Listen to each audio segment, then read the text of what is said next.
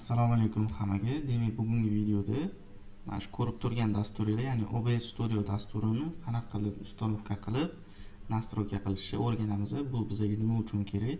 Bundan oldingi videoda ko'rganinglardek, normativlarimizni bajarayotganimizni ekran zapis qilishimiz kerak bo'ladi. Va shu ekran zapis qilish uchun aynan shu dasturdan foydalanamiz. Xo'p. Demak, birinchi o'rinda brauzer ochib olamiz. Hop.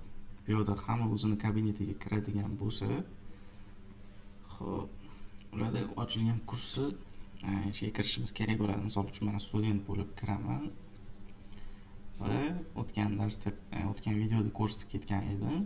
Bu yerda link qoldirilgan har bitta kurs uchun shu link ustiga bosamiz yoki shunchaki brauzerga kiritamiz, nima ustanovka qilish, ya'ni OBS Studio skачать.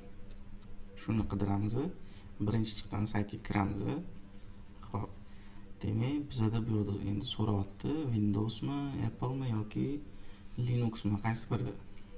Demak, agar men hozir Windows bo'lgan uchun Windows ko'rsataman. Kimda qanaqa bo'lsa, shuni tanlash kerak bo'ladi. Misol uchun Windows bosamiz. Bosganimizda ustanovka jarayoni boshlanishi kerak. Xo'p. Manda уже ustanovka qilingan. Sizlar bosishinglar bilan bu yerda уже ustanovka qilishni boshlaydi.